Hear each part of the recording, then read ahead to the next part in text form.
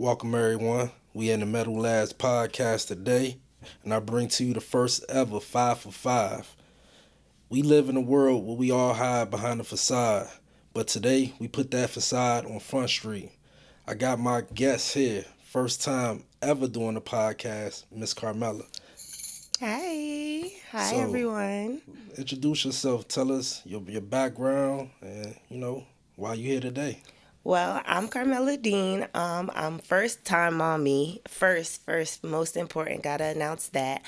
But I am a professional model as well as a teacher. What's brought me here today is my little buddy has invited me out to be on this podcast to pretty much just express who I am and what I go through on my day to day lives. All right. So with that being said, we might as well go ahead and jump into it. All Go right. for it. Like I said, this is first ever 5 for 5. We trying to go behind the facade of our everyday life. We work, but a lot of people suffer from mental health issues. So we're just trying to bring that to Front Street.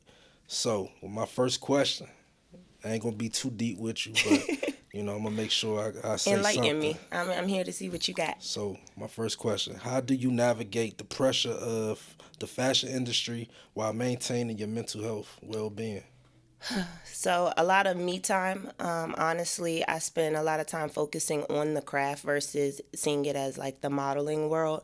It can get very busy, very tedious. I stick to a schedule. You see, I got my notebook with me today, full Facts. of my calendar. Literally, I keep it on deck, on hand. I write everything down, but just meditating with self, honestly, is how I navigate through it. When I'm in the building of the modeling world, I don't sit up under all the models. I do separate myself and see myself as a separate individual because it is still a career. It's still a business at the end of the day. Facts. So by this being 5 for 5, I'm gonna put myself on Front Street. As you know, I'm a returning citizen. Came back to this community little over a year and a half now. So I make waves in the fashion industry, podcast and frontline doing mental health work as a PRP. So with that being said, you can shoot me your questions. So my first question is I want to know, first of all, how is it working, like being back in society, honestly, like finding careers or just navigating back into the world? All right. So honestly, it was difficult because I didn't have a plan coming home. When I first got home, they just kicked me out on the streets, literally. Like I didn't have a place to go, so I had to go to a reentry home. But And with when you that, say they, do you mean like your family? nah, when I say they, I mean the court system, the state of Maryland. Oh, wow. Yeah, so they released me just back to the streets with the little bit of money I had left on my books, and I had to make a way. Fortunately enough that God did provide a way, so I got in contact with the Denny House, and I had a place to stay. With Mike, he's the program manager of it. He runs his own security company, and that actually gave me a chance to put some money in my pocket. Now through that, came in contact with different organizations coming through that reentry program. And one of the organizations that I currently work for today is Metalworks Behavioral Health. Okay. So I came here initially as a client, trying to get back on my feet, but they saw More than a more client. than a client. And what 2 months of me being home, I was awarded a job here. So that the challenging part was not knowing where I was going to be at, because I didn't have a plan. I put in for to be a what's that, the air conditioner, the AC thing, HVAC. I tried to Okay. do HVAC, got turned down there. Tried to go back to my roots as a hospital transporter. They turned me down because I didn't have all my credentials. So I didn't have all my paperwork, my birth certificate, social security card. So that was a challenging aspect because state of Maryland supposed to have provided that for me upon my release, but I didn't have it. So job searching was definitely troublesome, definitely hard. I could only imagine. Nowadays, you can't Facts, even get a job in real life. facts. But like I said, I was awarded opportunity to work for Metalworks, and I've been blossoming ever since. So I'm thankful for that. Okay. So my next question for you is, How has your journey in the fashion industry impacted your self-esteem and body image? So body wise, I actually suffered from really bad depression and low self esteem. So that's what kind of brought me into the modeling world, and I'm an advocate for all of that. As far as I want my young ladies to know that they're beautiful inside and out, and it doesn't need to be determined from a like amount of numbers of likes that you get. Who's saying it to you? It doesn't have to be valid from a man or anything. So with all of this, it has honestly brought me into a different platform. I didn't see it as, oh, I want to be an Instagram model. Oh, I need the likes, or I need the likes of others to feel confident about myself. I honestly was tired of feeling bad about myself, not being able to look in the mirror, see myself most days, just due to how either a man had made me feel or family members and different things like that. So I kind of revisioned myself, and I placed myself in the model world. I didn't know I was going to be Carmella Dean. And like when you Google my name today, it was going to be something big. I really didn't. I literally was tired of feeling sad. My cousin called me up a day before my birthday, and she thought I was just the prettiest baby doll. She wanted to do my face. I was like, sure, why not? Her boyfriend was a photographer. We shot in her living room, literally. Those pictures went into a magazine the next morning. I didn't know any of this I could do from that weekend on. I had started modeling every day, every weekend. Anything I could get, any gig that I knew of, any photographer that wanted to work with me, but I didn't want to take my clothes off. I didn't want to sell my soul. So I set myself apart from other models. Like I said, I'm not an Instagram model. You can't pay me to take my clothes off, or you can't convince me to strip less or show more and pose a certain way. I literally had to bring my own type of confidence and restructure myself. So I do got a question though, to tie in the same question I asked you. I know we was talking about why you started modeling. You said you was depressed, and what interested me in you, I was seeing you use ballet shoes, and you would model down the runway on your tippy toes. So how did that come about? So again, suffering through it, I wanted to physically turn my upside down world right side up. I was doing yoga. I was like flipping on my head. I became like really flexible all of a sudden. I was just able to do things that I couldn't really explain, if that makes sense. And I had bought a pair of ballet shoes for a photo shoot. I had strictly bought it to create myself. I saw myself as a doll baby in a box, is what I would say. I'm a picture on the wall. And I wanted to just show that at that photo shoot. I literally was playing around, just walking on my toes, and the guy that I was dating at the time was recording me. So I was like, okay, that's kind of cool. When I got into Macy's campaign, I asked the lady, I was like, can I just show you something? I don't know what it looks like. I didn't know what it looked like. I literally started walking down the runway like that. And it was something beautiful. I have it all documented on my TikTok. And it grew from there. I started traveling with it. I started buying different color ballet shoes, and came February, it went viral. I'm the I first seen. model to walk on point, literally, and I mean with grace. And I seen that, and that brings me into a good segue.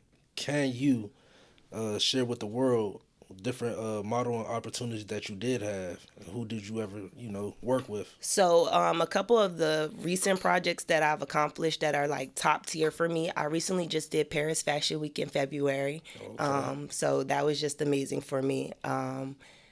Recently, I just shut down Baltimore on point. No, facts. I walked down the runway for Carl, one of my designers, and he just let me showcase my talent, honestly. I asked him if I could be myself, if that makes sense. And he allowed me to do that, and I went out on that stage, and I shut it down. No questions asked. I didn't think about it. I wasn't nervous. I definitely just wanted to show you can be different in your own way without seeing anybody else. I didn't want anybody to knock me off my top tier, but I also didn't want to be like everybody else. I dare to be different. Cool. So it's your turn. Ready? Yep. So piggybacking off of it, you said they saw something in you that, just wasn't like, oh, we got to help him. We see like we want to give him an opportunity. What other opportunities have you gained since you've been out? So with my history, I am gang involved. So with my history, I was able to work out in DC, a part of this organization, Healing Home, Okay. and we doing healing in the community. So these guys come from New Jersey down to Washington D.C. area to get a jump start in life. You know, getting taken out their negative environment and put into a positive environment. So we do deep healings once a month, every weekend, Friday to Sunday, and then we go out in the community, show them something that they never experienced before. Okay. So with that, I do that. Public speaker, like I said, even in the fashion and music industry. And what do you enjoy most about it, though? Which part? Actually taking them back out there. Isn't it like revisiting like where you just came from? Does it give you any trips down memory lane? Yeah, well, actually, going out with these guys, I was able to relive my childhood for a sense. A lot of things I never done before. We got to do kayaking. Never did that. It was definitely fun. Even in the city I was born in. I was born here, but I grew up in Ohio because I was in foster care for a little while. I went down to D.C. reflection pool. Never done that in a day in my life, and that's right in my backyard. Oh, So wow. it's unique that we don't take advantage of the things that's in our backyard to help us grow and just to live life. We get confined into everyday hood stuff, and with the opportunity for the healing home, we can go above and beyond that and give these young men opportunities to see new and brighter things. Okay. Yeah, so I enjoy that because, like I said, I get to relive my childhood. You know, me and a couple of other guys I work with. How y'all doing? But yeah. So it's been an amazing experience since coming home, working back with the mental health community, working back with guys that's been locked up, and just giving back. It's been a blast. Like I said, I Okay. only been home a year and a half, so it's cool. Okay. So, in what ways do you practice self care and prioritize your mental health in your daily life? So my little journal, focus on you. I definitely do a lot of journaling, writing out my inner thoughts. Facts, coping skills. Yeah, but also I've learned to not project my anger or insecurities or anything on the people around me. I separate myself. Like I said, self isolation isn't always a bad thing. Sitting in a quiet space or making yourself smaller just to not always be the center of attention isn't always bad. So that's honestly what I do. I talk to myself. As long as you don't answer, they say it's okay. Yeah, like I said, we So, here to stop the stigma of mental health. So, like you said, as long as you don't answer yourself, you ain't in that bad predicament. But sometimes we gotta do what we gotta do to navigate through this hectic world. one thing I did want to definitely focus on with my mental health was not taking the medication. I have taken it before. Nothing really worked. The Lexapros, just different things. It never worked. It just always made me tired, and then it would feel like a crutch. So my biggest thing was how do I find methods that work with me that pretty much help me get through the day. My diet is one. Some of the things that I eat I noticed were messing with my mental because again I might feel bloated or I might not feel pretty because I'm eating a certain way or like I'm doing certain things in my day-to-day activities that I'm just not comfortable with, like eating candy all the time just because it's around. So just changing my diet, just changing my patterns, I noticed was helping with not running straight to the doctor or the therapist saying, "Oh, I need the medication." That's a crutch, and I never wanted it. So winging myself off of it was a major thing that helps all of that. Facts. But would you say therapy? Would you are so let me see. Are you still utilizing therapy? I know you said you're not utilizing the medication. So to a certain extent, I do talk to a therapist. I do feel every adult should talk to somebody instead of their little friends because your little friends ain't gonna hold too much. They can't hold water. But even then, they kind of preying on your downfall. They might not be having a good day. They just want to hear how bad your day is just to pick them up. So I do believe in talking to somebody that doesn't know me. But my biggest thing was turning to God. Oh, facts, yeah. He's gonna answer you in every way, any possible way. You might not physically hear him, but that was my biggest thing. I didn't want to turn to people, so I do talk to a therapist once a week. But on a day to day, write it down, send it up, if that makes Facts. sense. And when it come back down, definitely comes back in full, tenfold. And you're right, and that's what this organization, Metalworks, is all about. Uh, Christian based organization. Put God first, but also utilize the necessary tools to help you improve yourself. And like I said, talk to your therapist. We do utilize medication management, which is a good thing because some people suffer from schizoaffective bipolar that needs the medication. So nah, that's good. So it's on you. And if you do need your medication, this is not me telling you like to wing off of it. This is what works for me as a person, and these are the methods that I decided to take. I tell everybody to find their niche, find what works for you. Everybody kind of knows what they like and what they're leaning towards, but after the age of 20, you kind of know how you're going to treat people in the world. You know how you're going to carry yourself. So it's just time to make a decision. Nah, facts. So it's on you. Your next question. What So got you for mentioned me? this foster care again. You mentioned that to me when we were doing DC Fashion Week, and I had told you that again. Me and my siblings, we just aren't as close. Do you have other siblings or Yeah. other family members? So I do have two brothers. Got a cousin that's left in this DC area. But majority of my family is in Ohio.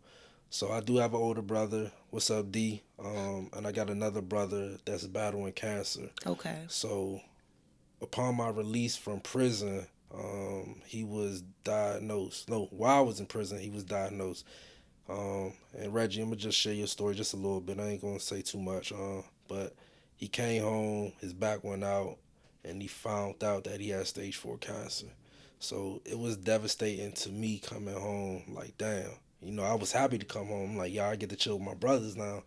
But it's different. It hit different now because he's battling cancer, and we haven't had the chance to do the things that we wanted to do because we was locked up together. Okay. And that's a hurtful feeling, like just coming home, like not having that bond like how we had in prison, and to come home like, damn, yo, my brother not the same brother no more. Like he dealing with his own stuff, but he's making it through. His day to day, but it's a different feeling. Because while in prison, I did lose my father and my uncle, both overdosed on fentanyl. So it's challenging. Like I said, that's why I utilize therapy. That's why I try to spread the word for mental health, like because I deal with a lot of stuff. So therapy, being able to vent, cope, is my mechanism to get through my day to day and being able to help people. Now, You did you know, grow up in a drug affiliated environment? Because you keep yeah. mentioning the So families and different no. things. My mom was on drugs, but my mom doing good. She held me down while I was in prison. So shout out, mom, love you. But yeah, I grew up in the crack home. I Okay. grew up 22nd Street Southeast, 3667 to be exact. Yeah, I'm really from there. So growing up there, I seen stuff, man. Drive-by shootings. My mom almost overdosed in front of me. Like ambulance had to come, so it was hectic. Uh, it was hectic growing up, but And how old are you now? 36. Oh, wow. So you Yeah. ain't even that. Yeah, I can So imagine. so nah. So I've been through a lot. Like I told you, foster care, dropped out of school, prison. And still trying to pay it forward. And it's a good for me. And to show people out there, like, no matter what you go through, like, you can make it through this life. No matter what obstacles, like, don't give up on yourself. Because I could have been gave up. I could have been back in the streets. I could have been doing some cruddy stuff, but I'm still trying to pay it forward. Right. Like I said, it's not what type of hand you get dealt, it's what you do with that hand. I agree. All right, let me Where go we at ahead. with it? I know you about to say Nah, something facts, crazy to facts. me. I What you got you. got? Hold Because on. I got an answer for you. All right. Boom. What role do you believe the fashion industry plays in perpetuating your mental health issues, and how can it be improved? Perpetuating. My fault. I slipped. Yeah, see, that's what happens when you read off of scripts. Oh, so you Googled your questions. That ain't Yeah. fair. I No, no, worked no, hard for no. No, mine. I actually wrote it down. But I try to Reread it. Let me hear all right, so look. it. What role do you believe the fashion industry plays in perpetuating your mental health issues, and how can it be improved? I don't think it plays any roles, if you want me to be honest. Yeah. Like I said, this was a personal decision. Facts. So anything I choose to do, creativity wise, I can say no to a show if I just don't want to, and sometimes I do have to. So it doesn't really play any roles. As far as like with my mental health, like I said, it's therapeutic for me. This is my therapy sometimes. This is my friendship sometimes. I don't look for a group of people to go out with and just always party. Like, I am a homebody. I enjoy what I do. All of this attention sometimes is too much for a person like me. Like when my video went viral, I would be at the grocery store and little girls would be like, "Mommy, that's the princess off TikTok." And I'm like, okay. Then the Amazon man would come to my house and he'd be like, "I know you." And I'm like, "You know me?" Not facts. So it got really scary for me for a little bit in February when my stuff did blow up.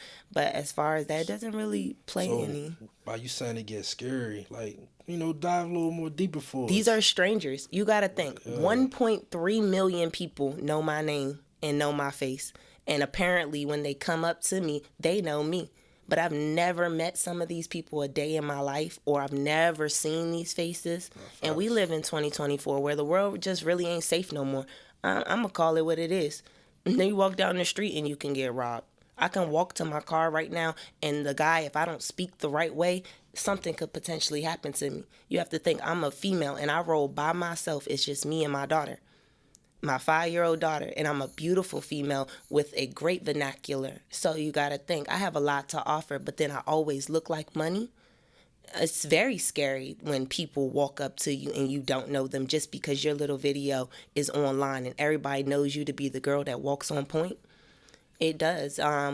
It does become a little Hollywood. I always say, yeah, my numbers online say that. My bank account don't say that yet. So I can't move myself out of the city that I'm in right now, even though my face says the numbers should put me out there. You know what I mean? I still live in Capitol Heights, Maryland, where people robbing people every day. And I go to the natural 7-Eleven. And it's, again, uncomfortable because a dude's walking up to me at the random gas station. He knows me. You don't know me. So it definitely plays a lot on your mental well-being. It's like a watch your back. I kind of do look over my shoulder. I have brothers. They all are married in a way. Mm-hmm. They left me here. It's just me, my daughter, and my mom. I chose to come back here. I was in Delaware for 2 years, even having my baby girl. I stayed in school, and I lived out there. I chose to come home because I was in an abusive relationship. You ain't gonna keep kicking my ass, but now you taking it out on my kid. Excuse my language. But now you taking it out on my kid. It's time to come home to safety. So when I've already lived in those environments where I felt like, okay, he's now at class, pack it up and run. I don't like that. Now I gotta look over my shoulder because I don't know what it is or what it might be. So going through that type of situation, do it plays a factor in you modeling now? Like, I guess a drive and determination to succeed and be successful. Oh yes, most definitely. Right now, a lot of my projects, I'm looking for more paid opportunities, bigger brands, how to make my name more than just a model. Because really, there's no money on runway. If you want me to be honest, you would have to model for these huge companies. I know how to make money on runway. I have model rates. I know how to sell myself and be a business. But now I look for what else can I do outside of just being a model. So I got one question to tie into that. Do the model industry hold you back? Like, is it anybody, like gatekeepers in the model industry that might be holding you back? So recently, I actually did experience, like with a male model, just dating in this industry gets very tricky. And again, these numbers online, that blue button in these group chats, it becomes very clicky. And once you navigate around that, you kind of find your niche. Like I said, you just have to find what works best for you. But I did recently was entangled with a male model who tried to blacklist my name due to his wrongs. And I had him on video placing hands on me. But everything, seemed to backfire on me. You have your new current girlfriend threatening me at castings. So how did you cope with that situation? Oh, I'm a boss. I went to the head of the show. I'm trying to figure out how people that aren't models have behind the stage access. I don't argue. I don't fight. This is a business at the end of the day. But also, we're not up there. Remember, I said our numbers online might say it, our bank accounts don't say it. Because if we go to New York or if you go somewhere else, bro, they're sending you back home to D.C. empty-handed. And all you have is a Getty image. So All you have is a Vogue picture. So how much did you get paid for that? So like you said, like I was saying, behind the facade, like you might see us in our everyday lives thinking everything good, but we dealing with some real mental health issues. You remember I said I'm a teacher in real life. Outside of this modeling thing, I do maintain a real job. I am a mother first. You know what I mean? I do have to pull out of showcases. No, I can't hang out with my friends. You know what I mean? And then I wouldn't call them friends because anybody that dispositions me and my child doesn't become a friend. You know what I mean? You're supposed to be helping me. And in this craft, being as though we're all creators, we're supposed to be meeting somewhere in the middle. You're not getting that. Yeah, not trying to get over on the next or use the next person. I see it as a team effort. And if you don't want to be on my team, I guess it's a solo sport. Not facts. All right, so what's on you, though? It's like, nah, you good. I like this one. This was one I actually wanted to start with, but I was going to wait until we got into it a little bit. So when you were incarcerated, did you ever feel broken or like you were alone or like you didn't have anybody to turn to? Nah, facts. When you incarcerated, you are alone. You only got yourself in that prison wall. Fortunately enough, I had a real family member, which was my brother, my blood brother in there. But I'm alone I was Were y'all in the same cell? No, we was in the same cell. We was on the same compound, and we was in the same building right before I got released. Okay. So yeah. So I did have him on the same compound, and I did get to see him, and people knew that was my brother. You couldn't miss him. Reggie like 6'7", so you couldn't miss him. But yeah, it was y'all got ghosts in this jump. Yeah. But nah, I definitely felt alone. Cause at the end of the day, I'm doing my time by myself. My time is my time, and I had to weather that storm by myself. Yeah, I had support, but support wasn't in the walls with me. If that makes sense, like I had to push through. I had to want better. I had to do the things I needed to do to get home. And I'm not proud of some of the stuff that I was doing in there, but I didn't want to be dependent on anybody for me coming home. So, yeah, was I breaking the rules? Facts. I was selling drugs, yeah. I was a gang member. I was doing things necessary for me to survive. People don't understand that. Like, when you in prison, you by yourself in there. It's up for you to get home because a lot of people don't make it home, and that was my first bid ever. So some people don't make it home at all because you get into the prison politics by choice. If it's either by choice or by accident, but you got to play that game to survive. Like a lot of my mans and them, we played the game right, and they all home. A lot of them. What's up? What's up? Better yet, I ain't gonna even say. But what's up, y'all? But we had to do what we needed to do to get home safe. But at the end of the day, everybody that's in that joint is by themselves, regardless if they accept it or not.